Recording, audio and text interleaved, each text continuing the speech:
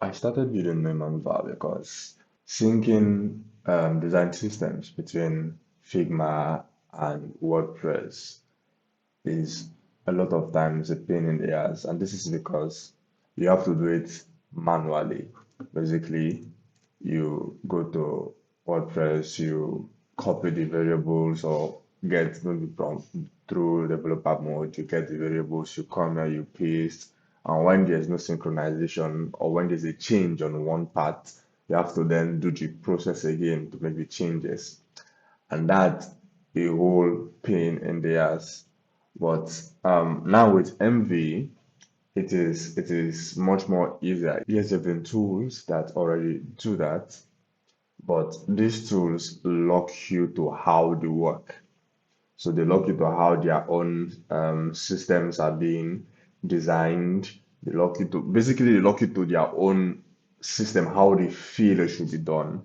But Mimam's VAR doesn't do that.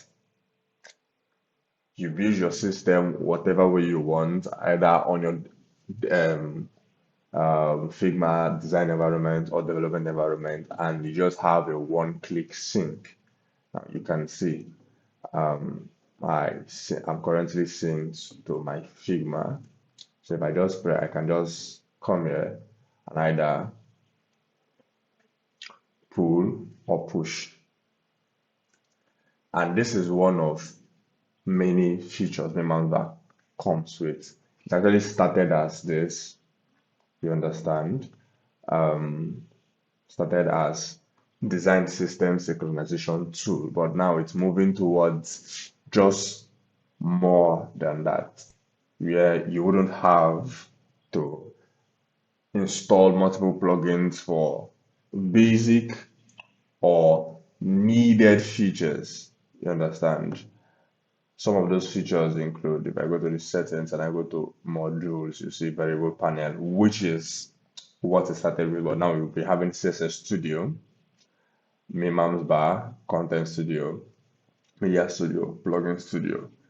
And you already know by their names what this will do, but you may ask, why Content Studio, why Media Studio, the why are they having them? So in coming videos, we'll be talking about all of what Mimam's Bar solves, the problem it solves, and my thought process towards them.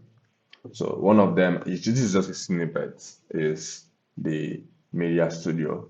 So instead of the normal media library where you don't have collections, and this works as collections, not folders, in the sense that you can have you can have a single media file or different media files or whatever in different collections, and they are loopable in whatever builder you use because yeah, you can generate shortcodes.